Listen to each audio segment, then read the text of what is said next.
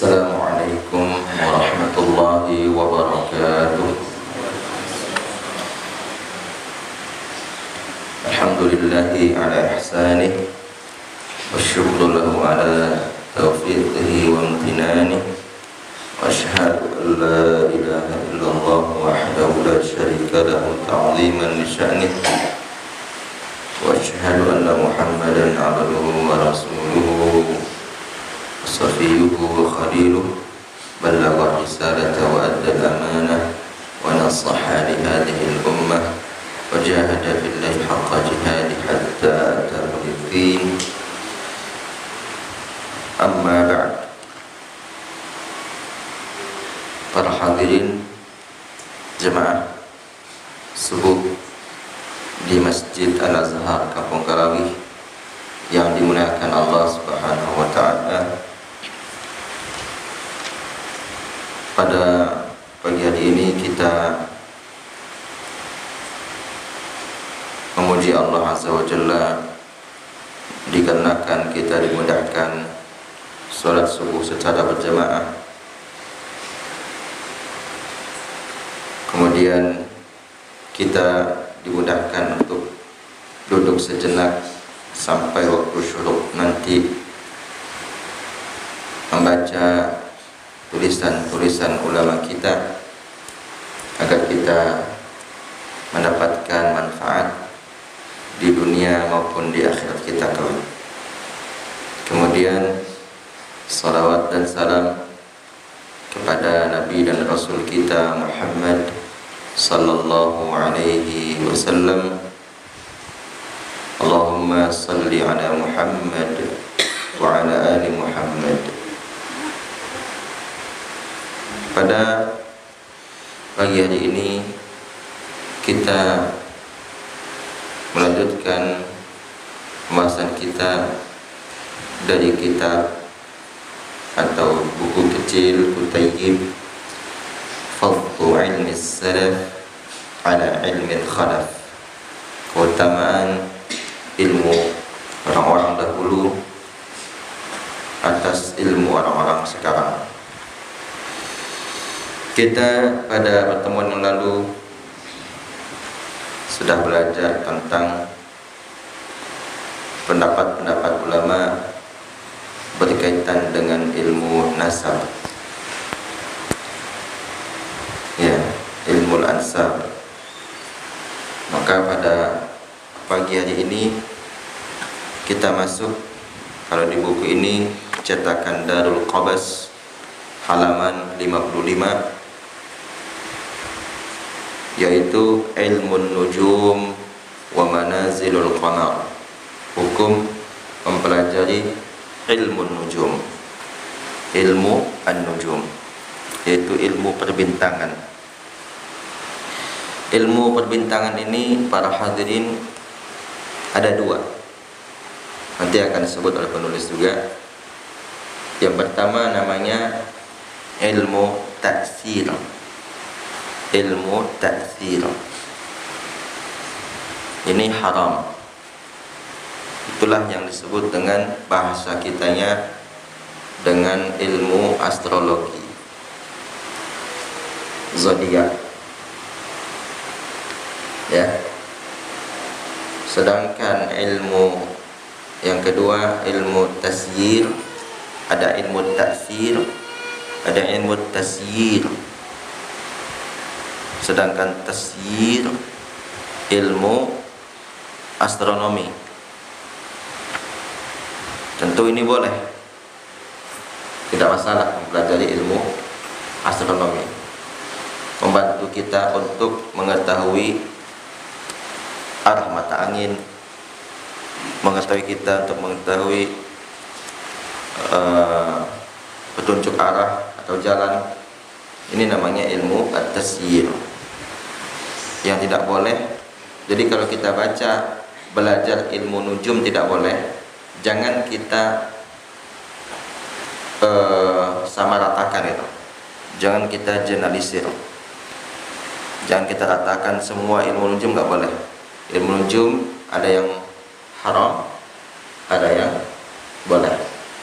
Kalau dimaksud ilmu nujum dalam hadis Nabi yang nanti akan kita baca, hadis riwayat Abu Dawud, man iktabasa syu'batan min ilmin nujum, barang siapa yang mengambil salah satu dari ilmu nujum maka dia akan binasa atau akan rugi.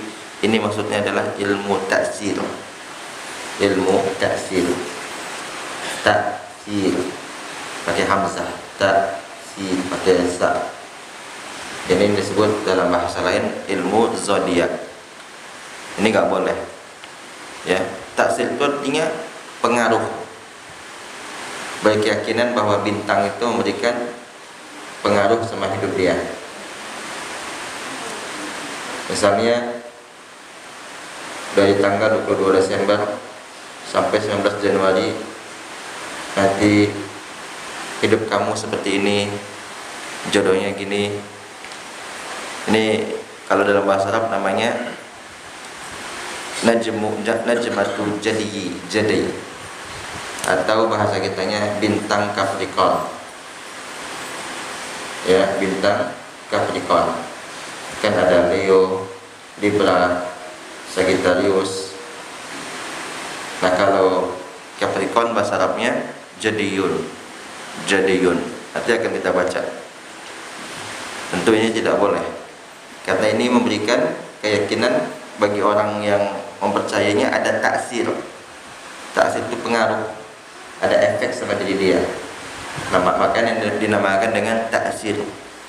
Kalau yang satu lagi namanya tasyir, memudahkan berjalan. Tasyir, bukan taysir. Tasyir dari kata sayyara yusayyiru, memudahkan dalam perjalanan, maka disebut dengan tasyir. Baik, kita baca.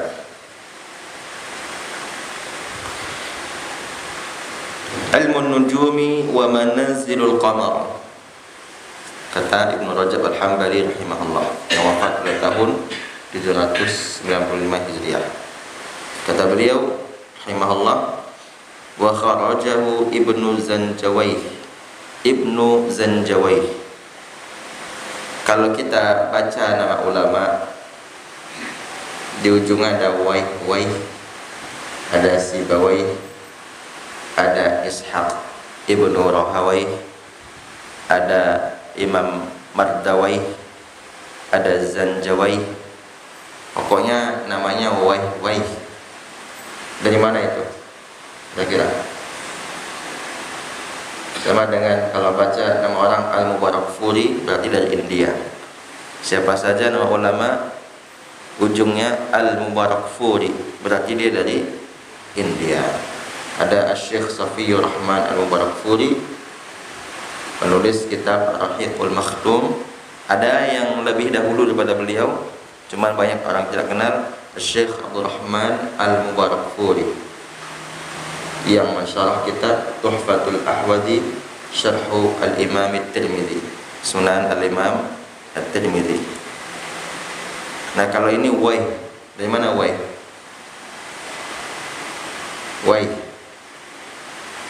Dari Khurasan. Khurasan di mana? Di Iran. Di Iran, ya. Berarti Imam Sibawi orang Iran, kan? Ahli nahwu yang sampai sekarang tidak ada tandingannya. Ahli nahwu paling hebat itu bukan orang Arab. Ternyata ahli tata bahasa Arab yang paling hebat adalah orang asing, maksudnya non Arab, ajam. Guru Imam Bukhari juga bukan orang Arab, Ishaq bin Rahawai, itu guru Imam Bukhari rahimahullah. Yang menyebabkan Imam Bukhari menulis kitabnya Sahih Al-Bukhari selama 16 tahun beliau tulis, itu karena guru beliau. Lau jama'a ahaduna musannafan fi sahihi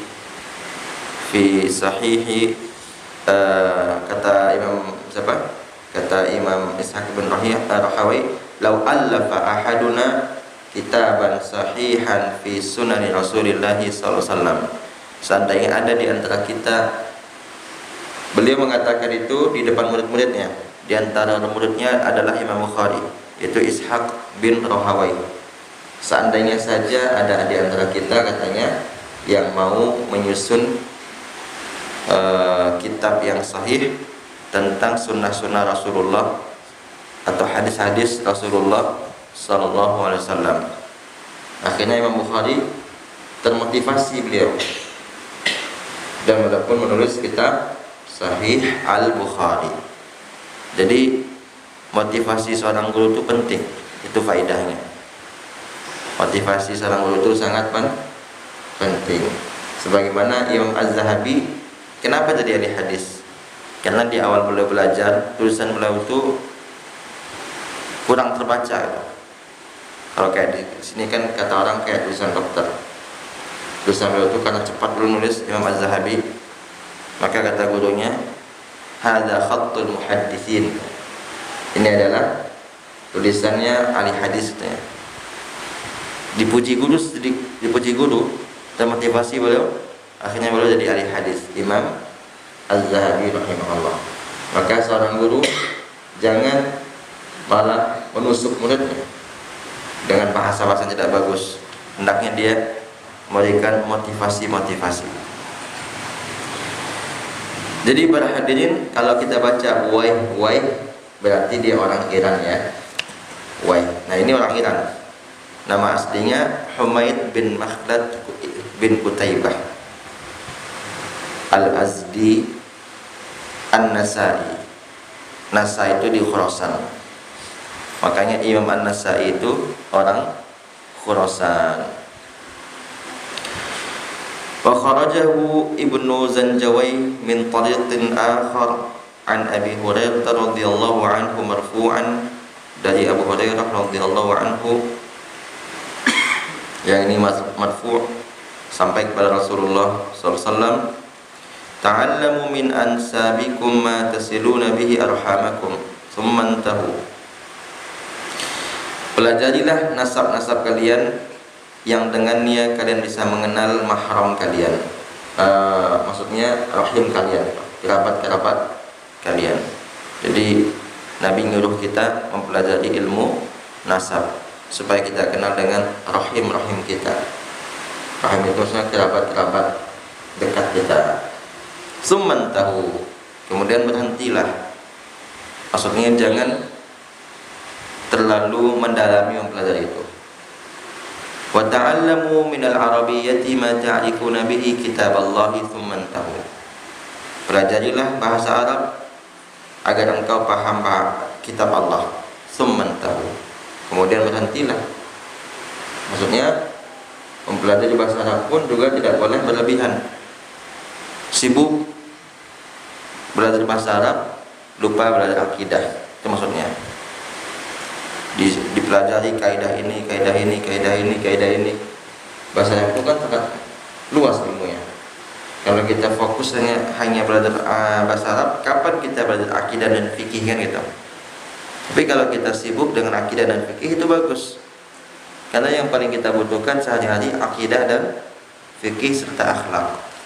Yang paling kita butuhkan. Tambah mungkin satu lagi muamalat. Muamalat sudah masuk fikih tadi. Bahkan Syekh Shalih Al-Fauzan hafizahullah mencela orang-orang yang sibuk belajar tahsin. Sibuk ya, bukan belajar tahsin, sibuk belajar tahsin sampai terlalu detail. Ilmu tahsin itu juga luas. Kalau kita mau mendalami tahsin, nggak boleh salah sedikit saja. Susah juga itu. Kalau kita dengar, ini bukan demi Allah tidak meremehkan ilmu tahsin, bukan. Kalau kita dengar ulama-ulama kita, Syekh Albani jadi imam, ada itu di YouTube, ada Syekh bin Baz, nggak terlalu mendalami mereka. Maksudnya kalau kita sudah rasa-rasanya sudah tahu dasar-dasarnya, tapi menyebabkan kita sibuk dengan tahsin, lupa dengan bahasa Arab, dan disinilah tercela. Itu ada fatwa dari Syekh Saleh Al-Fauzan hafizahullah. Tapi bukan berarti kita berhenti belajar tahsin ya. Cuma yang dimaksud jangan sampai kesibukan. Padahal tahsin itu Quran kan. Tapi mempelajari tahsin ya lupa dengan mempelajari tafsirnya gitu. Karena yang paling penting adalah tafsir. Tahsin sangat penting tentunya. Jangan sampai kita tidak bisa membedakan mana yang ha, mana yang ha, mana yang sin, mana yang sad, ya kan? Cuma kalau kita dalami itu kan rinci itu. Orang yang sangat spesial di tahsin itu dia harus rinci. Sifat hurufnya nggak boleh salah, dan semakin dalami semakin rinci dia. Wa ta'allamu minan nujumi ma tahtaduna bihi fi dhulumatil barri wal bahr. Pelajarilah ilmu perbintangan yang bisa memudahkan engkau berjalan di kegelapan malam, baik di daratan maupun di lautan. Summan tahu, kemudian berhentilah. Maksudnya jangan terlalu mendalami ilmu perbintangan. Jadi ilmu yang tiga ini, ilmu nasab, ilmu bahasa Arab, ilmu perbintangan, ini bukan ilmu yang asas, bukan dasar-dasar ilmu, bukan ini. Karena dasar-dasar ilmu adalah akidah dan fikih. Makanya tidak ada hadis Nabi mengatakan pelajari akidah kemudian berhentilah. Tidak ada. Karena akidah sampai mati kita belajar. Akidah itu adalah ilmu yang dasar, asas, ya.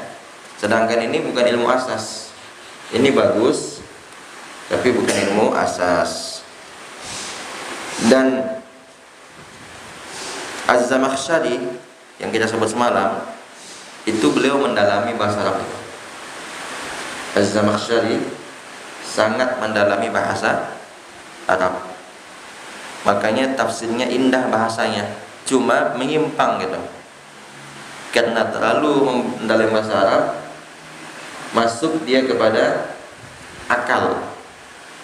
Masuk dia kepada akal. Jadi setiap ayat yang dibaca dia jawab dengan sisi bahasa Arab. Enggak boleh itu. Setiap ayat yang kita baca di dalam Al-Quran, jangan kita bawakan kepada sisi bahasa dulu. Bawakan dulu kepada sisi pemahaman sahabat. Nah itu. Yang paling bagus sisi kaitan Quran dengan Quran, ayat dengan ayat. Kita apabila baca Al-Quran, maksudnya jangan dulu langsung bahas dari sisi bahasanya, tapi dari sisi pemahaman kaitan antara ayat ini dengan ayat yang lain. Itulah disebut dengan tafsir Quran dengan Quran. Contohnya At-Tabari atau Ibnu Katsir, Al-Quranul Azim. Di bawah itu, kalau kita nggak temu dari dalam Quran, kaitkan antara ayat dengan sunnah Nabi yang sahih sallallahu alaihi wasallam. Kalau seandainya nggak ketemu lagi, dengan pemahaman sahabat. Nggak ketemu lagi dengan perkataan tabi'in. Nggak ketemu lagi baru dengan sisi bahasa Arab. Jadi bahasa itu yang kelima.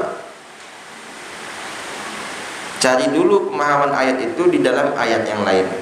Contohnya sabda Nabi, firman Allah, alladzina amanu wa lam yalbisu imanahum bidzulmin ulaika lahumul amnu wa hum muhtadun, dalam surat Al-An'am. Yang dimaksud dengan zulm di situ adalah innasyirka la zulmun azim. Nih, menafsirkan surat Al-An'am 82 dengan surat Luqman. Ya, menafsirkan surat Al-An'am dengan surat Luqman. Atau juga firman Allah, siratal ladzina an'amta 'alaihim. Surat apa itu? Al-Fatihah. Ditafsirkan dengan surat An-Nisa ayat 69. Wa may yuti'illaha wa rasulahu fa ulaika ma'al ladzina an'ama Allahu 'alaihim minan nabiyyin was-siddiqin wasyuhada'i was-salihin. Surat Al-Fatihah ayat 7 bagian awalnya ditafsirkan dengan surat An-Nisa ayat 69. Itu contoh ayat dengan ayat. Kemudian yang berikutnya, wa kharaja aidan min riwayati Nu'aim ibni Abi Hind qala Umar radhiyallahu anhu ta'allamu minan nujumi ma tahtaduna bihi fi bat'ikum wa bahrikum. Pelajarilah ilmu perbintangan, sebagian dari ilmu perbintangan itu dia. Disuruh kita mempelajari sebagian. Ya, minan nujum. Sama di dalam hadis tadi. Di dalam hadis tadi coba kita ulang lagi tadi. Nabi mengatakan ta'allamu min ansabikum. Pelajarilah dari sebagian ilmu nasab kalian. Jadi bukan semua ilmu nasab kita pelajari, sebagian. Apalagi wa ta'allamu minal arabiyyah. Pelajarilah sebagian dari ilmu bahasa Arab. Enggak semuanya. Apalagi wa ta'allamu minan nujum. Pelajarilah sebagian dari ilmu perbintangan. Min di dalam bahasa Arab, min itu namanya di antara maknanya litab'il, untuk menyatakan sebagian. Berarti kita belajar bahasa Arab sebagiannya saja. Kemudian apalagi nasab sebagiannya saja, perbintangan juga sebagiannya saja. Sebagian kecil, bukan sebagian besar. Sebagian kecil. Sebagian kecil saja kalau kita fokus belajar bahasa Arab sudah masya Allah itu.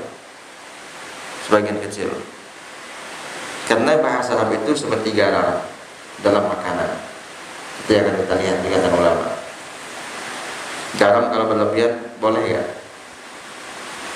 Keasinan kan? Nah, seperti itulah bahasa Arab dan ilmu-ilmu yang seperti tadi.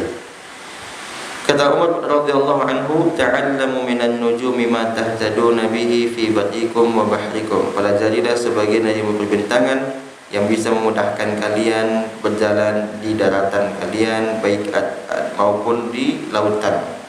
Summa amsiku, kemudian tahanlah, maksudnya berhentilah, jangan terlalu mendalami. Wa ta'allamu minan nisbati ma tasiluna bihi arhamakum. Pelajarilah sebagian dari ilmu nasab, yang bisa dengan ilmu nasab itu kalian kenal dengan rahim-rahim kalian. Wa ta'allamu ma yahillu lakum minan nisa wa ma yahrumu alaikum summan tahu. Pelajarilah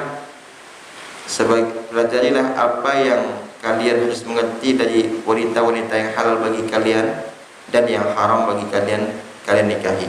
Maksudnya ilmu tentang mahram yang sudah kita pelajari kemarin. Summan tahu, kemudian berhentilah. Maksudnya jangan berlebihan. Ilmu yang tadi tersebut adalah ilmu-ilmu pendukung. Ilmu yang bukan ilmu primer. Ya. Itu mungkin kalau boleh dikatakan ilmu tersier. Ada primer, ada sekunder, ada tersier.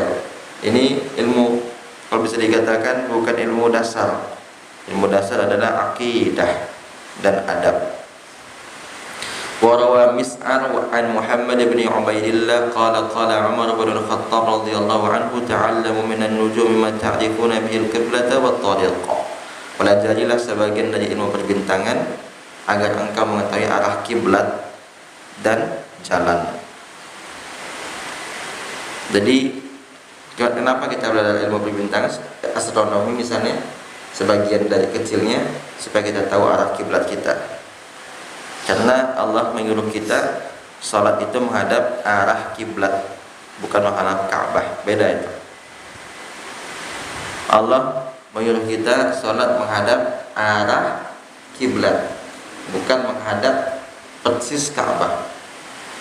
Apa bahasa Al-Qur'an? Fawalli wajhaka syatral masjidil haram.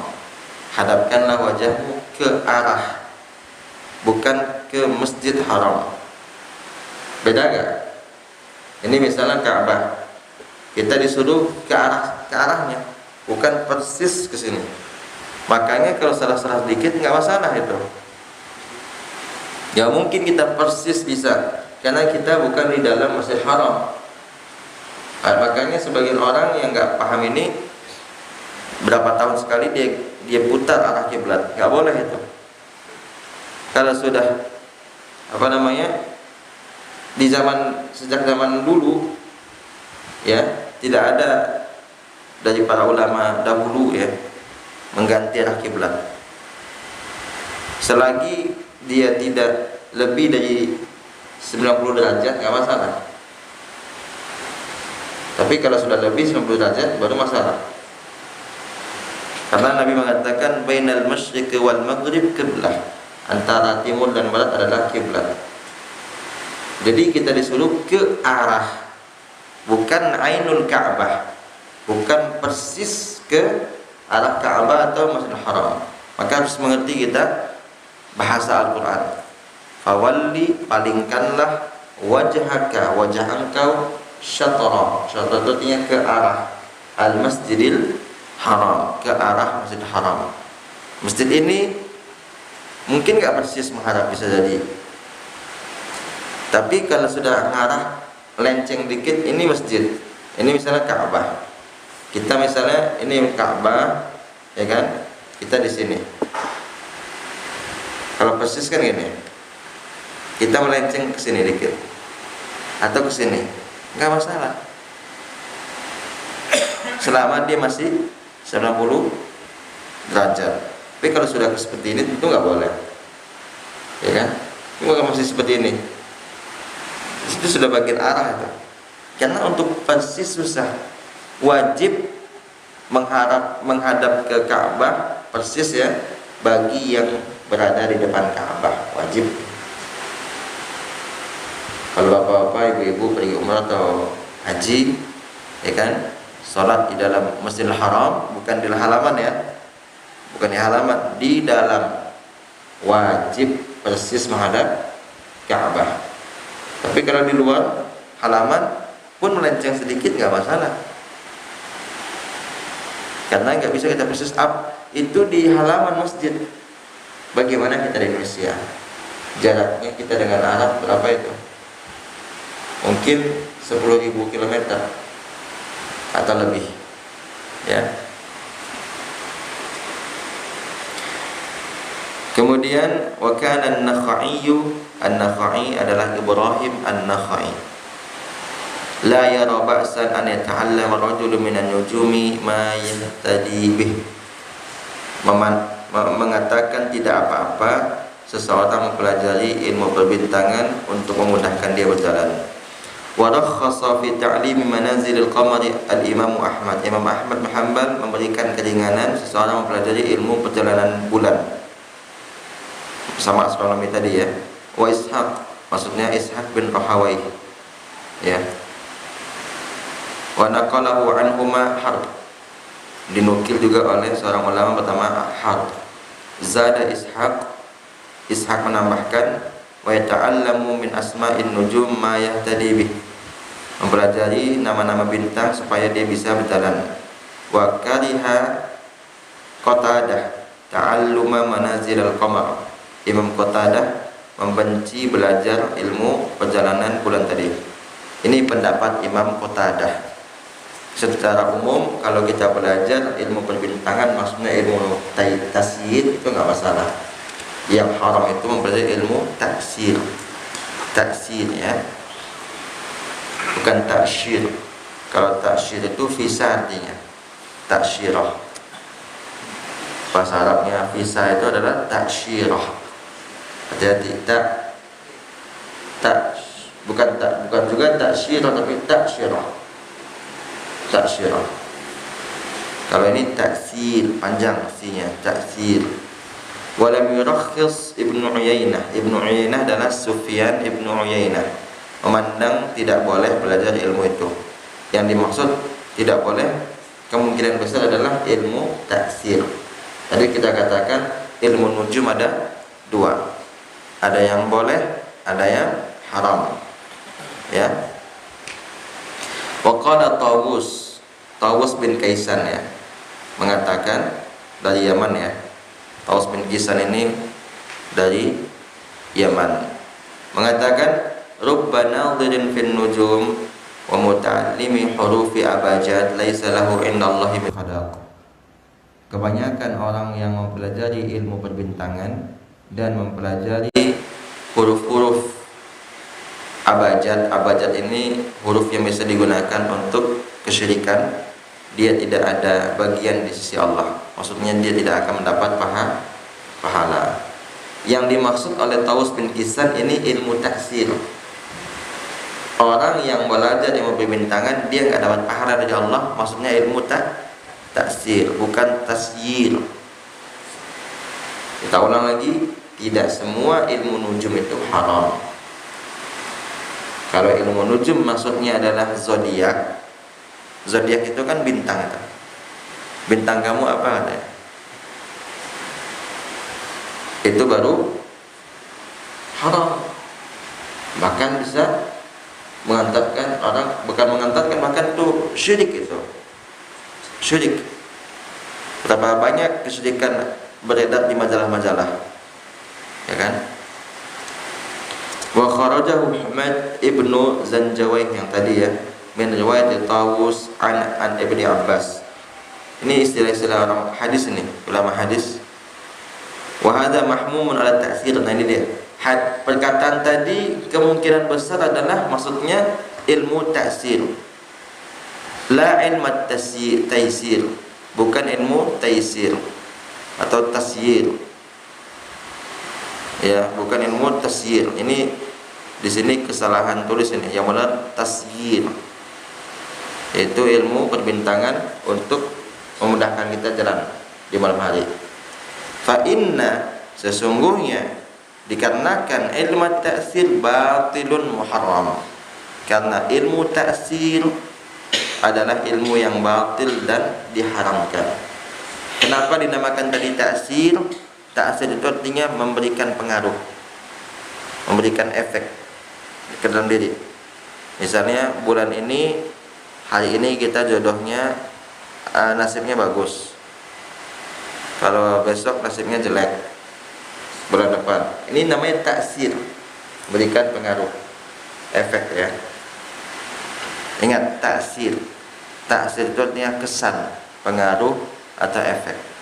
Kalau tasyir, perjalanan. Wa fihi waradal haditsul marfu'. Ada hadis yang marfu' ya. Ini diriwayatkan oleh Abu Dawud yang tadi kita awali. Man iktabasa syu'batan minan nujum faqad iktabasa syu'batan minas sihr. Barang siapa yang mengambil sedikit saja, enggak banyak. Iktibas itu artinya sedikit. Mengambil tapi sedikit. Itu namanya iktibas. Mengambil sedikit saja. Ada banyak, kita ambil sedikit saja. Itu bahasa Arabnya iktibas. Barang siapa yang mengambil sedikit saja dari ilmu perbintangan, yaitu taksir, berarti dia sudah mengambil sedikit dari ilmu sihir. Berarti mempelajari ilmu zodiak, astrologi, ya, bukan astronomi ya. Astrologi nggak boleh kan? Boleh nggak? Nggak boleh kan? Ada astrologi, ada astronomi. Hah? Beda. Zodiak itu kan nama lainnya astrologi ya. Pokoknya zodiak itu nggak boleh. Kalau nanti ada orang istilah astrologi itu ada dua misalnya, itu kita nggak tahu. Ya pasti yang kita maksud astrologi adalah zodiak. Siapa yang mempelajari itu walaupun sedikit, termasuk juga membacanya.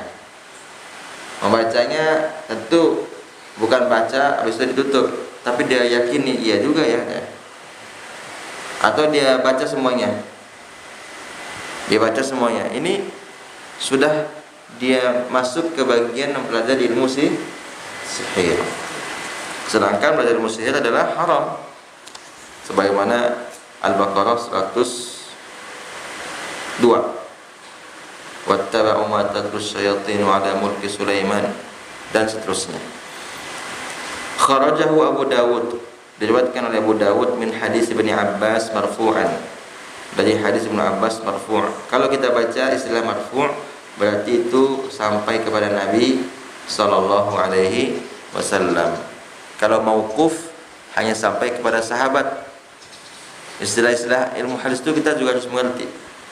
Kalau marfu' berarti sampai kepada Nabi. Kalau mauquf cuma sampai pada sahabat. Satu lagi apa namanya? Maqtu'. Kalau maqtu' cuma sampai tabi'in. Ya. Ada marfu' tinggi itu. Makanya nama marfu' karena dia tinggi. Ada mauquf berhenti di situ, di sahabat berhenti. Enggak sampai ke Nabi. Ada maqtu' terpotong dia. Itu artinya. Maqtu' itu cuma sampai tabi'in. Jadi paling tinggi apa? Marfu' sampai kepada Nabi, mauquf sampai kepada sahabat, maqtu' sampai kepada tabi'in saja. Kalau hadis marfu' tentu diambil, karena sampai ke Nabi kan, berarti diambil. Wa kharaja aidan min hadits Qabisah ibnu Wabisah. Ya. Qabisah ibnu al-Makhariq, maksudnya marfu'an al-iyafatu wat-tiyaratu wat-turuqu minal jibti. Al-iyafah itu peret. Kemudian tiyarah sial, merasa sial. Wat-turuq ilmu perbintangan minal jibti, bagian dari tagut. Ya. Berarti ilmu pelet, mempelajari ilmu tiyarah, mempelajari ilmu perbintangan, maksudnya taksir ya. Bagian dari mempelajari ilmu tagut. Ini hadis diriwayatkan oleh Imam Abu Dawud rahimahullah.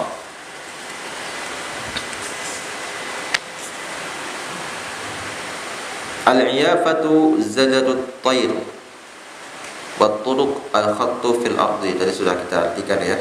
Fa ilmu ta'sirin nujum batin muharram. Ilmu perbintangan yang disebut dengan ta'sir adalah ilmu yang batil dan diharamkan. Wal amalu bi muqtadahu kat taqarrubi ila nujum wa taqribul qarabin laha kufrun. Mengamalkan ilmu itu, ilmu ta'sir tadi, zodiak tadi diamalkan, berarti dia sedang mendekatkan diri kepada bintang. Orang yang meyakini itu, mengamalkan itu, berarti dia mendekatkan diri bukan kepada Allah tapi kepada apa? Bintang. Ya, dan mendekatkan diri ke situ merupakan kekufuran. Ya, apa kata Allah? Wa min ayatihi al-lailu wan-naharu wasyamsu wal-qamar la tasjudu lisyamsi wala lil-qamar wasjudu lillahi alladzi khalaqahunna in kuntum iyyahu ta'budun. Dalam surat Fussilat, di antara tanda-tanda kekuasaan Allah ada yang matahari, ada yang bulan, ada yang malam, ada yang siang. Oleh karena itu jangan kalian sujud kepada matahari maupun kepada bulan. Sujudlah kepada Allah yang telah menciptakan semua. Jika kalian benar-benar hanya beribadah kepada Allah. Berarti orang yang yakin dengan bintang bisa menyelamatkan dia, atau ada bintang yang sial misalnya membawa kesialan sama dia, ini kan zodiak tadi, maka dia sudah menyembah. Secara tidak langsung dia sudah menyembah. Masuk ke ayat tadi. Wa amma ilmi tasyir, adapun ilmu perbintangan yang disebut mempelajari ilmu perjalanan, menentukan arah mata angin supaya kita mudah berjalan di malam yang gelap. Fa idza ta'allama minhu ma yahtaju ilaih, apabila dia belajar sesuai dengan kebutuhannya saja, enggak berlebihan, ya. Ilmu yang harusnya boleh kita berbentuk itu tadi ilmu akidah dari Quran dan hadis, ilmu fikih dari Quran dan hadis. Kata Imam Syafi'i apa? Kullul ulumi masyghulatun siwal Qur'ana siwal Qur'ani wal hadisi wal fikhi fid dini.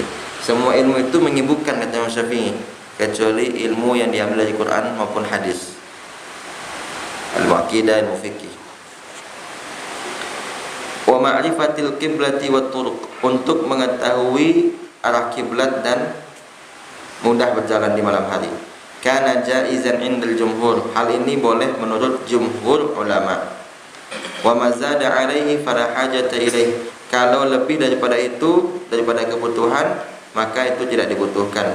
Wa huwa musyrun amma huwa ahammu minhu, karena ilmu yang tadi menyembuhkan dari ilmu yang paling penting. Yang paling penting adalah akidah, adab, fikih. kita akan selalu bertanya sama ustadz kita kan masalah fikih kan. Ini penting ilmu fikih. Ustadz kita walaupun dia bidangnya akidah atau hadis, pasti akan ditanya tentang fikih biasanya. Maka yang paling penting itu kita pelajari adalah ilmu akidah atau fikih. Sebagian di antara para penuntut ilmu yang punya suara bagus misalnya, masya Allah, dia nggak mau belajar ilmu qiraah sab'ah ya, atau qiraah asyarah, bahkan qiraah yang di atas asyarah itu ada. Qiraah itu kan ada yang mutawatir, ada yang ahad, ada yang syadzah. Dia nggak mau belajar itu. Kenapa? Karena masih ada yang jauh lebih penting daripada ilmu qiraah, yaitu ilmu fikih, ilmu akidah yang paling penting. Makanya di Madinah ada namanya Fakultas Al-Quran ya kan. Di Madinah itu kan ada 5 fakultas yang agama ya. Yang umum kan baru ada. Fakultas umum kan baru 5 tahun ini baru ada. Yang agama kan sudah sejak dulu. Ada Fakultas Quran, Hadis, Usuluddin, Syariah, dan Sastra Arab. Dosen saya Dr. Naif Al-Utaibi hafizahullah, yang pernah datang ke Payakumbuh 2 kali, tahun 2011 dan 2015 kita bawa, beliau mengatakan kalau ada, ini kata beliau ya, pada beliau dosen Quran tafsir ya, S1-nya Fakultas Quran, S2 Fakultas Quran, S3 Fakultas Quran, jurusan khususnya hadis, tafsir. Di Quran itu cuma ada 2 jurusan, tafsir dan qiraat. Kata beliau, kalau ada mahasiswa siapapun mereka ingin masuk Fakultas Quran, mendingan nggak usah katanya. Itu kata beliau sendiri. Kenapa nggak usah? Menyibukkan diri menghafal matan qiraah sab'ah itu, matan Syatibiyah namanya, yang jumlahnya 1000 bait dan susah. Teman-teman kita yang kuliah di Fakultas Quran mengatakan kayak bahasa Jepang katanya, susah. Padahal itu bahasa Arab kan. Kecuali katanya ada misalnya ada anak tamatan SMA hafal 30 juz lancar, kemudian dia sudah hafal sebelum masuk Fakultas Quran matan Syatibiyah. Sudah hafal, jangan menghafal sambil kuliah itu. Tapi sebelum masuk kuliah sudah hafal itu. Karena kata beliau menyibukkan katanya. Nggak bisa kita ngafal hadis nanti. Padahal itu ilmu qiraat kan? Ilmu qiraat saja bisa menyibukkan. Bagaimana lagi ilmu-ilmu yang lain? Dan beliau sendiri mengatakan di Sumatera Barat ada alumnus Fakultas Quran, ada punya pondok, Ustadz hafizahullah, pernah mengajar di Al-Zubair bin Awam, Ustadz Afdhil Fadli hafizahullah, dan pernah juga pernah mengajar ya, dan punya pondok pesantren di Agam ya, namanya Syekh Ahmad Khatib Al-Minangkabawi. Itu beliau alumnus Madinah tahun 2004 atau 2005 atau 2006, 2005 kayaknya. Itu Fakultas Quran dulu. Jadi orang kalau ingin masuk Madinah, modalnya tidak hanya 30 juz, maksudnya masuk Fakultas Quran, tapi harus hafal dulu Syatibiyah yang jumlahnya 1000 bait. Susah itu. Tidak gampang, menghafal itu susah. Bukunya lebih tipis daripada ini. Ya. Matanya lebih tipis. Ini kan tipis ya. 1000 bait itu lebih tipis daripada ini, tapi bahasanya susah sekali. Karena itu bukan ilmu yang inti. Ilmu qiraat itu bukan ilmu yang inti. Meskipun mesti ada di antara kita memang mempelajari itu supaya ilmu itu tidak pudar. Kemudian para hadirin yang dimuliakan Allah Subhanahu wa taala, sedikit lagi, wa rubbama addat tadqiqa ila isa'ati dhanni bi maharibil muslimina fi amsarihim kama waqa'a dzalika katsiran min ahli hadzal ilmi qadiman wa haditsan. Boleh jadi sibuk atau sangat teliti mempelajari ilmu ini, yaitu ilmu perbintangan, membuat seseorang itu suudzon, ya, suudzon dia dengan dengan kaum muslimin, suudzon dia dengan kaum muslimin. Kenapa dikatakan suudzon?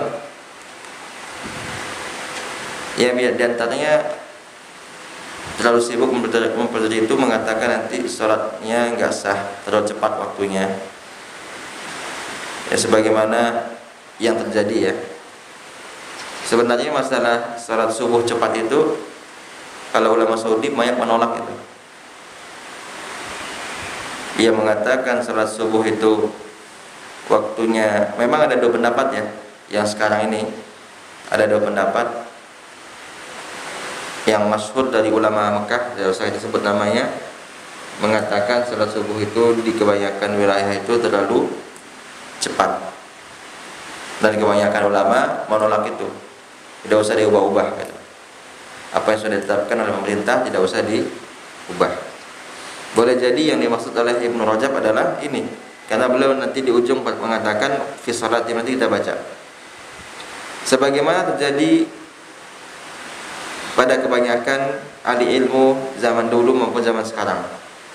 Wa dzalika yufdi ila i'tiqadi khati'is sahabati radhiyallahu anhum wat tabi'ina fi salatihim. Nah ini dia, fi katsirin min al-amsari wa huwa batil, yaitu keyakinan yang mengatakan bahwa para sahabat dan tabi'in salah dalam menentukan waktu salat mereka di kebanyakan penjuru dunia, dan ini adalah hal yang batil. Maksudnya tadi adalah jangan kita berlebihan mempelajari ilmu perbintangan meskipun itu dibolehkan, ya. Wa qad ankara al-Imam Ahmad al-istidlali bil jadiyyi. Imam Ahmad rahimahullah mengingkari orang yang berdalil dengan al-jadiyyi. Al-jadiyyi itu adalah nama bintang. Bahasa kita tadi Capricorn. Imam Ahmad mengingkari itu.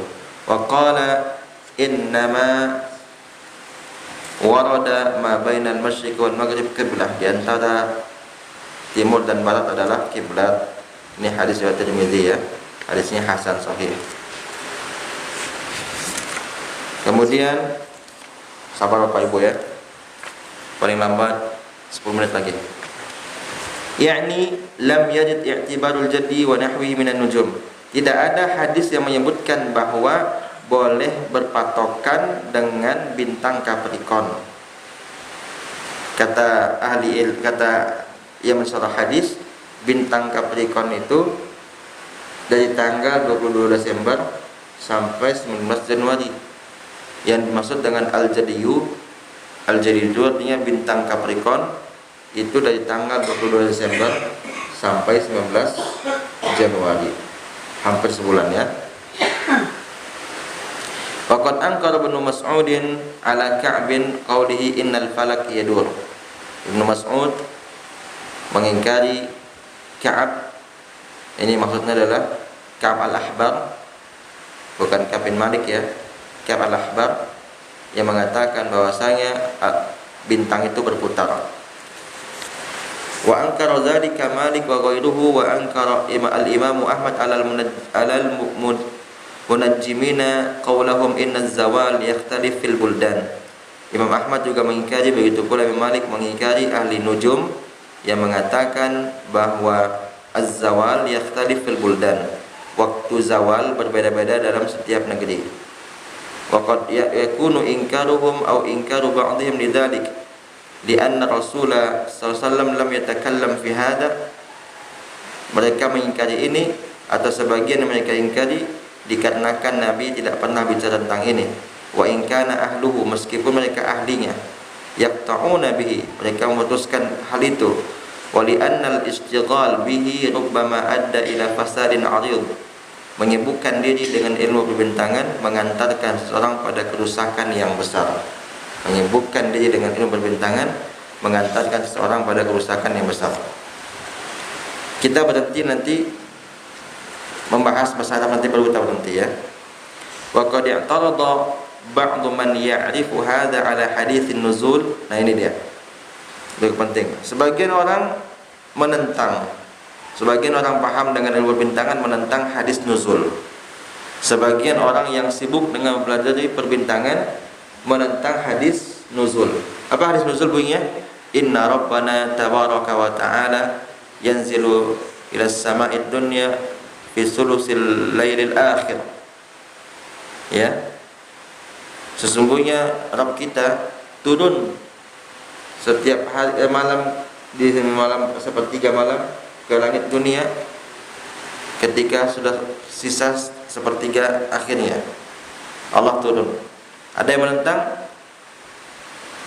mengatakan sulusul laili yakhtalif bi ikhtilafil buldan. Sepertiga malam itu beda-beda di antara negeri katanya. Sepertiga malam di Indonesia tentu tidak sepertiga malam di Arab Saudi kan?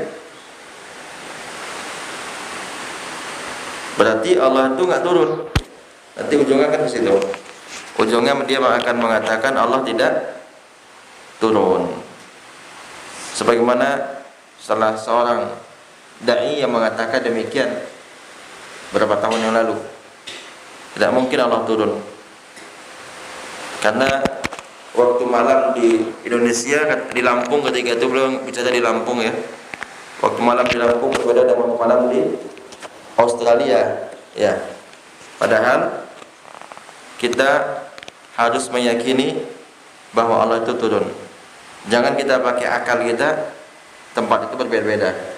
Atau kita katakan karena ilmu bumi itu bulat, kalau Allah turun itu gimana caranya? Bumi bulat. Itu sudah pakai akal ya. Fala yumkinu an yakuna an-nuzul fi waqtin muayyan. Itu kata dia. Tidak mungkin Allah turun di waktu tertentu. Enggak mungkin. Kita mengimani Allah itu turun, sudah sampai situ aja. Kita kan juga enggak mau berlebihan. Gimana Allah turun kita kan enggak pikirkan. Yang penting imani Allah tuh turun. Sesuai hadisnya sahih. Hadisnya sahih. Kalau Allah turun, arsy itu berarti kosong. Nah ini juga pakai akal kan. Kita itu sudah menyamakan, yang menyamakan Allah dengan makhluk kan kita itu. Maksud kita itu orang-orang yang menyimpang tadi. Kalau kita Ahlussunnah, kita nggak mikir ke situ. Kalau turun Allah arsy kosong. Dia samakan dengan turunnya seorang ustadz mungkin. Ustadz turun ke dari kursi ke lantai. Berarti kursi kan kosong. Jadi dia samakan turunnya Allah dari arsy, dari langit ke dunia seperti turunnya seseorang dari kursi ke lantai mungkin. Dia pakai kaidah dunia. Gak bisa kaidah dunia itu kita pakai. Untuk menyentuhkan hal gaib bukan kaidah dunia tapi kaidah gaib itu yang hanya Allah yang tahu itu. Sedangkan nama yang sama saja hakikatnya kan beda. Khamar di dunia haram kan? Di akhirat halal kan? Bahkan minuman ahli surga itu khamar. Khamar. Minuman ahli surga. Susu sama gak susu di dunia rasa dengan susu di akhirat? Gak sama kan? Gak bisa disamakan. Di dunia kita kalau lihat bapak kita sekarang datang tiba-tiba, ya kan? Atau kita lagi kajian, mungkin orang tua kita datang dari jauh misalnya. Bapak-bapak sekarang masih punya orang tua datang dari jauh, udah 10 tahun gak ketemu misalnya. Pasti walaupun sedang kajian kita minta izin sama Ustaz, izin Ustaz, bapak datang misalnya kan, kita akan samperin kan. Kalau di akhirat nggak seperti itu. Di akhirat itu nafsi, sibuk memikirkan diri sendiri. Di mana dalilnya? Fa idza ja'atis sakhah yauma yafirul mar'u min akhihi wa ummihi wa abihi wa sahibatihi wa akhihi wa fasilah. Itu surat Al-Ma'arij ya. Yauma yafirul mar'u min akhihi wa ummihi wa abihi wa sahibatihi wa bani likulli imri'in minhum sya'nu yughni. Beda itu. Beda. Itu di dunia. Kalau kita laki-laki nih buka setengah badan ke atas, malu gak? Lagi kajian atau pergi jalan, setengah badan ke atas saja buka, pakai celana atau pakai sarung pakai, peci pakai, tapi setengah badan ke atas terbuka, malu gak kita? Malu kan? Atau pakai singlet aja, malu gak kita? Lagi kajian pakai singlet atau keluar pakai singlet, kalau udah ngaji kita kan malu. Nanti di akhirat jangankan itu, yuhsyarun nasu yaumal qiyamati hufatan uratan ghurlan. Kata Nabi SAW, manusia pada hari kiamat dikumpulkan dalam keadaan tidak beralas kaki, tidak berpakaian, dan tidak berkhitan. Aisyah heran, bertanya kepada Nabi, awalaysa ba'duna yara ba'dan ya Rasulullah? Tidakkah sebagian kita saling melihat sebagian lain wahai Rasulullah? Apa kata Rasulullah SAW? Ya benatas siddiq, al-amru yawma idzin asyaddu min dzalik. Perkaranya pada hari itu di kiamat lebih dahsyat daripada yang kau pikirkan. Enggak akan mikir kita. Di samping kita nanti di padang mahsyar di akhirat enggak berpakaian. Kita enggak akan lihat dia enggak berpakaiannya atas. Karena kita pun seperti itu. Kita pun seperti itu. Kita nggak mikir orang. Kalau sekarang kan kita sibuk urus orang. Tengoklah si fulan tuh. Tengoklah si fulan, tengoklah si fulan, tengoklah si fulan. Kalau besok kita tengoklah ambo aja. Balil insanu ala nafsihi basira walau alqa ma'azira. Nanti kita pada kiamat ini nih kita lihat nih. Kesini nih. Nih. Kalau bisa pakai ini nih. Kalau sini kan cuma satu. Nanti pada hari kiamat, Pak sekarang, tengoklah fulan tuh. Wadeko-wadekonya. Tengoklah ini. Salah orang terus kelihatan sama kita kan? Salah kita nggak tahu kita. Di dunia seperti itu. Kalau di akhirat kita nggak akan lihat salah orang, salah kita lihat. Cemas kita dengan diri kita. Itu di akhirat. Jadi manusia saja kondisinya ketika di dunia dengan akhirat berbeda kan? Perkataan gaib tadi berbeda. Bagaimana Allah Subhanahu wa taala? Wa ma'lumun bid-darurati min dinil Islami qubhu hadha al-i'tirad. Perkara yang sudah dimaklumi secara darurat, enggak bisa ditolerir, maksudnya bahwa Islam, di dalam agama Islam, bahwa menentang Allah turun dari langit adalah perkara yang buruk. Menentang Allah turun dari langit adalah perkara yang buruk. Wa anna Rasulullah sallallahu alaihi wasallam au khulafa'ahu ar-rasyidin law sami'u man ya'taridu bihi lama nadharuhu bal badaru ila 'uqubatihi au lihaqihi bi zumratil munafiqin al-mukazzibin. Karena Rasulullah sallallahu alaihi wasallam dan para khalifah, apabila mereka mendengar siapa yang menentang apa yang mereka sampaikan dan mendebatnya, mereka tidak mendebatnya itu, tetapi mereka langsung menghukumnya. Ini perkara akidah masalahnya, atau memasukkan mereka ke dalam kelompok orang-orang munafik yang pendusta. Jadi orang-orang menentang Allah itu turun, kalau di zaman Nabi itu atau sahabat, mereka dimasukkan ke dalam golongan munafik. Kata ini bukan kata saya ya, kata Ibnu Rajab Al-Hambali rahimahullah. Wa kadzalika at-tawassu' fi ilmi al-ansab wa kadzalika at-tawassu' fi ilmi al-ansab wa huwa mimma la yuhtaju ilaih. Begitu pula terlalu dalam mempelajari ilmu nasab ini tidak dibutuhkan. Terlalu dalam mempelajari ilmu nasab, terlalu luas pemahaman dia terhadap ilmu nasab ini tidak dibutuhkan katanya. Waqad sabaqa an Umar wa ghairihi an-nahyu anhu. Sudah kita jelaskan hadis dari Umar dan selainnya bahwa ini dilarang. Ma'anna ta'ifata minas sahabati wat tabi'ina kanu ya'rifunahu wa ya'tanuna bih. Meskipun dahulu ada di antara para sahabat dan tabi'in, mereka mengetahui dan memahami ilmu nasab. Terakhir 5 menit saja. Ilmu al-Arabiyah, ilmu bahasa Arab. Bahasa Arab ini kata penulis kitab Jami'u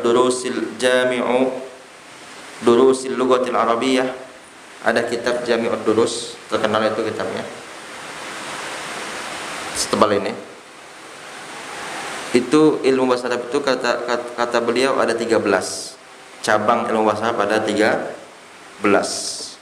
Yang paling bawah nahwu. Ya. Nahwu saja kita nggak paham. Yang paling bawah nahwu. Yang paling tinggi ilmu al-arud, ilmu membuat syair. Jadi ilmu bahasa itu ada 13. Nahwu itu paling bawah. Ulama mengatakan an-nahwu ummul lughah was-sarfu abuha. Kata orang Arab, nahwu itu induknya bahasa, sedangkan sarf adalah bapaknya. Jadi kita nggak akan paham bahasa Arab kalau nggak ngerti nahwu. Nahwu saja luas ilmunya. Kalau kita mau belajar nahwu, mulai dari Al-Ajurumiyah. Ya, tidak ada buku yang paling bagus kecuali Al-Ajurumiyah. Kalau tentang nahwu ya, nggak ada yang paling bagus. Maka kita harus paham dengan nahwu. Khususnya abang-abang 45 tahun ke bawah. Ya, harus belajar ilmu nahwu. Kalau 45 tahun katanya apa ada, banyak-banyaklah bekal. Tapi kalau 45 tahun ke bawah, pelajari ilmu nahwu. Karena apa? Karena 45 tahun ke bawah biasanya 45 tahun ke berapa sih? Kelahiran tahun itu berapa tuh ya? 76 ya? 76 atau kelahiran tahun 79 lah. 79 ke bawah lah, 41, 42 ke bawah. Itu penting belajar ilmu nahwu. Mulai dari Al-Ajurumiyah, ya, itu paling dasar. Kemudian ilmu sarf. Kalau enggak akan ngerti kita bahasa Arab. Walaupun kita belajar durusul lughah, ya kan? Durusul lughah itu kan memudahkan saja. Intinya bukan di situ bahasa Arab, di Al-Ajurumiyah intinya. Durusul lughah itu kan metode kontemporer. Penulisnya tahu gak kita? Orang India itu. Yang menulis kitab Durusul Lughah orang India. Masya Allah kan? Bukan orang Arab kan? Tapi orang India. Dan lanjut. Wa kadzalika tawassu'u fi ilmi al-arabiyyah lughatan wa nahwan huwa mimma yashghalu al-ilm al-aham an al-ilm al-aham wal wuqufi ma'ahu yahrimu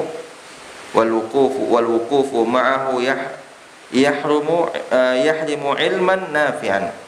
Kata beliau, kata Ibnu Rajab Al-Hambali, begitu pula terlalu berluas-luas, berdalam-dalam mempelajari ilmu bahasa Arab.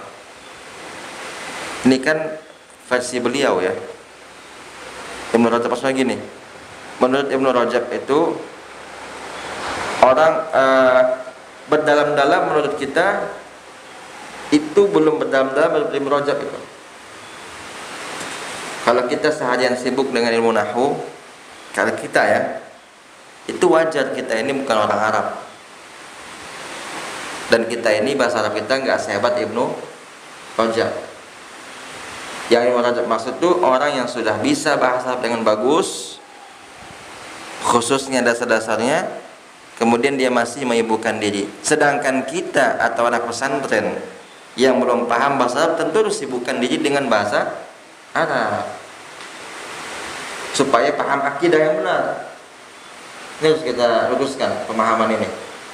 Yang dimaksud Ibnu Rajab itu yang sudah paham dasar bahasa Arab, sudah bagus, tapi dia masih menyibukkan diri dengan itu. Adapun anak-anak pondok pesantren Memang dia masuk pesantren kan karena belajar bahasa Arab. Tentu harus dia sibukkan belajar bahasa Arab, khususnya di tahun-tahun pertama, khususnya 1 tahun pertama. Makanya metode yang paling bagus itu anak-anak itu di awal-awal belajar itu Quran bahasa, Quran bahasa itu paling bagus. Selain diajarkan adab dan akidah. Kemudian berdalam-dalam mempelajari ilmu bahasa Arab, baik bahasanya maupun nahwunya, ini menyibukkan seseorang dari ilmu yang lebih penting. Apalagi sampai-sampai dia terlalu fokus di situ, bisa-bisa dia haram mendapatkan ilmu yang bermanfaat. Kemudian waqad kariha Al-Qasim bin Ibnu Mukhaimirah ilman nahwi. Al-Qasim bin Mukhaimirah dia benci ilmu nahwu. Tentu yang dimaksud ilmu nahwu benci itu yang terlalu sibuk dia dengan ilmu nahwu ya. Wa qala awwaluhu syughlun wa akhiruhu baghiyun. Ilmu nahwu itu pada awalnya menyibukkan dan ujungnya membuat orang sombong. Iya benar itu. Orang kalau pintar ilmu nahwu kadangkala dia sombong gitu ya. Hati-hati. Nauzubillah. Tapi masih mending lah.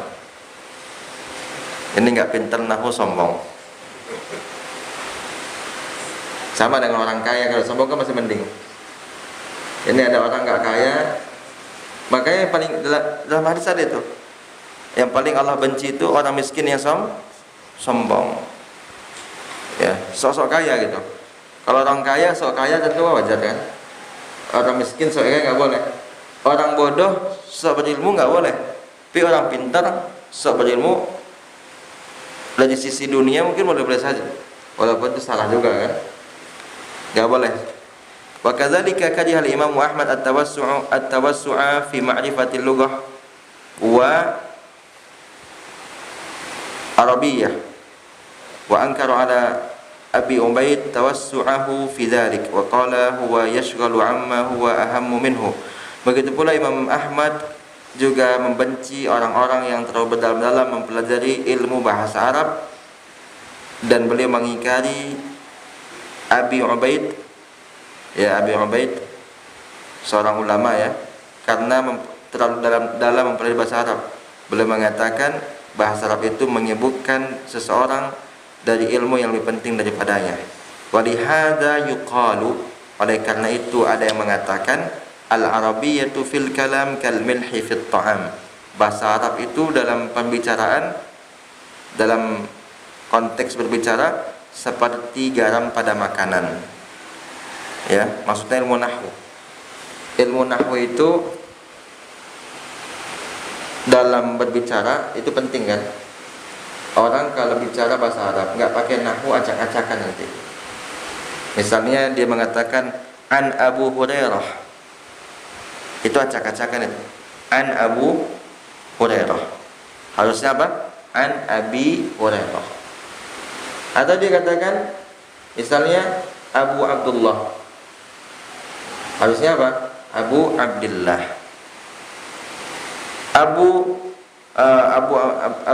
Dia bilang Abu Abdullah. Itu juga salah, harusnya Abu Abdullah kan gitu. Atau dia bilang fil baitu. Aina anta al-an? Al-an fil baitu. Harusnya fil baiti. Jadi nahwu itu dalam berbahasa seperti garam pada makanan. Garam itu penting ada pada makanan supaya makanan itu terasa. Tapi kalau sudah berlebihan, keasinan kan? Gak mau kita. Walaupun kita suka martabak Mesir, ya kan? Ditanya makanan kesukaan apa? katanya. Martabak Mesir. Suka banget misalnya. Tapi kalau asin suka gak kita? Kebanyakan garam akan kita tinggalkan kan? Ada orang suka Indomie misalnya, tapi terlalu asin, suka gak dia? Gak ada yang suka. Sesuatu itu kalau berlebihan memang gak boleh memang. Sampai-sampai gulu dalam makanan pun gak boleh. Ya, sampai-sampai gulu dalam makanan pun nggak boleh. Atau makan kesukaan kita tapi banyak, melebihi kadarnya. Asin tidak, tapi melebihi kadarnya. Kalau kata orang Payakumbuh, liok katanya. Ya kan? Kalau kata orang Jakarta, enak. Kita kalau makan terlalu banyak kan nggak suka. Tapi kalau pas-pasan tuh enak. Tapi terlalu banyak makan, ini dimakan, ini dimakan, ini dimakan, ini dimakan. Sudah melebihi kadarnya, nggak enak lagi buat kita. Gitu. Nah sama bahasa Arab pun gitu, nahwu. Dikit satu lagi, satu baris lagi. Ya'ni annahu yu'khadhu minha ma yuslihul kalam. Maksudnya adalah ambillah bahasa Arab itu sesuai untuk hal yang dibutuhkan dalam bicara. Wa ma zada 'ala dzalik fa huwa yufsid. Kalau lebih daripada itu akan merusak. Melebihi kadarnya, ambil bahasa, dia akan merusak. Inilah kira-kira pelajaran kita pada pagi hari ini. Kesimpulannya adalah dua saja. Yang pertama dari kesimpulan ini bahwa ilmu itu berarti ada ilmu dasar, ada ilmu yang sebagai pendukung saja. Ilmu dasar dan ilmu pendukung. Ilmu dasar itu seperti akidah, fikih ibadah, fikih muamalah, akhlak, itu adalah ilmu dasar. Ilmu pendukung diantaranya ilmu nasab, ilmu bahasa Arab, kemudian ilmu perbintangan.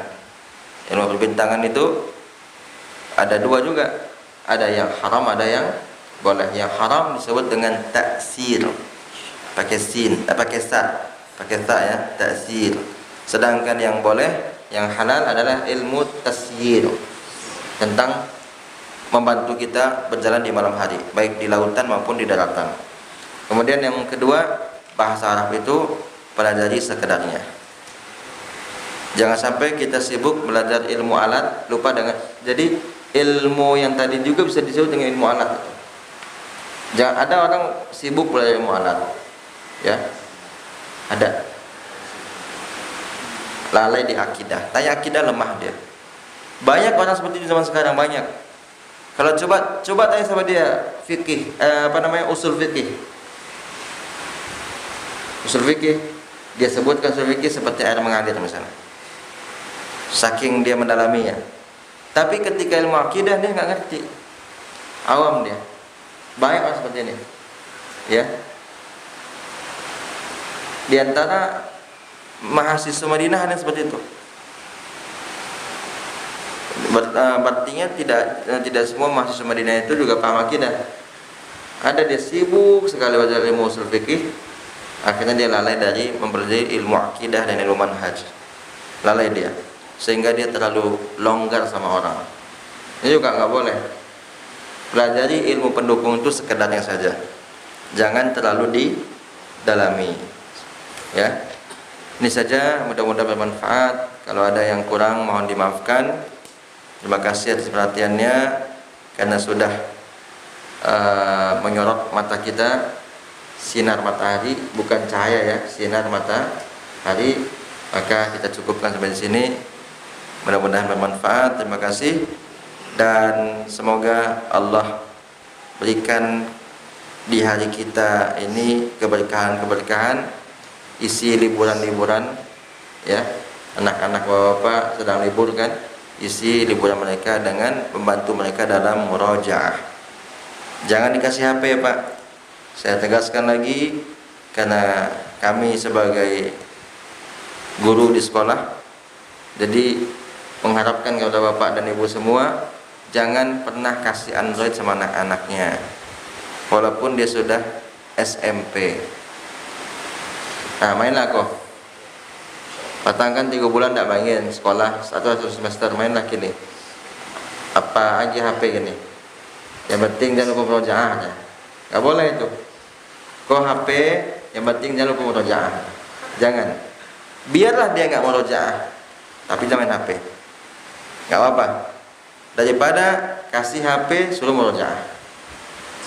Ini salah. Hah? Sebentar. Walaupun sebentar, jangan. Walaupun sebentar, jangan merusak itu. rusak. Yang merusak anak-anak kita sekarang itu bukan televisi, HP. Hati-hati Bapak-bapak, jangan masukkan anak pesantren, kemudian pulang pesantren, bukan jangan masukkan ke pesantren ya. Maksudnya sudah kita masukkan ke pesantren, kemudian di rumah kita kasih HP. Nanti anaknya nakal, pesantren kita salahin. Pesantren nakal. Padahal di rumah kita kasih HP. Ya, kalau kita sudah maksimal di rumah kita jaga, maksimal HP nggak kita kasih, kemudian kita sekolahkan, ternyata masih nakal anak kita, boleh jadi memang salah sekolah, tidak perhatian. Tapi kalau ternyata kita lebih parah di rumah, kasih HP, di sekolah nggak pakai HP ya, di rumah dia kasih HP, dibolehin HP Samsung, bahkan iPhone dibelikan. Anak masih SMP baru lah pakai iPhone belum, lah pakai Samsung kelas tinggi juga, kasih aja HP nelpon dan HP SMS itu, HP 150.000 itu saya kasih buat anak-anak ya. Lihat, kemudian jangan sampai dia juga nelpon pacarnya, itu juga hati-hati zaman sekarang. Anak-anak zaman sekarang sudah pisah saja mereka sekolahnya, gedung putra di sini, gedung putri mungkin di Lubuk Minturun misalnya kan, bisa mereka pacaran tuh, bisa. Karena apa? Punya Facebook. Jadi kecil sama anak gitu, nggak usah lah pakai Facebook, nggak usah. Nanti dikatakan ABC pakai Facebook kan? Mati ya kak, Pak. Bisa gak? Kalau nanti kata anak kita, Daba Ado, misalnya namanya Abdullah kan, Daba Ado Abdullah pakai Facebook, tapi itu Facebook Abi ya. Siap nggak Abi? Siap ya? Ya, terus siap itu. Jangan kita bilang, pakailah Facebook. Abi nggak bisa berhenti di Facebook itu. Jangan sampai seperti itu. Hati-hati.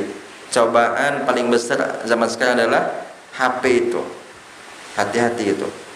Kalau kita ingin anak kita berhasil dunia dan akhiratnya, jangan dikasih HP. Hati-hati. Ini saja. Subhanaka Allahumma bihamdik, asyhadu an la ilaha illa anta, astaghfiruka wa atubu ilaik. Wassalamualaikum warahmatullahi wabarakatuh.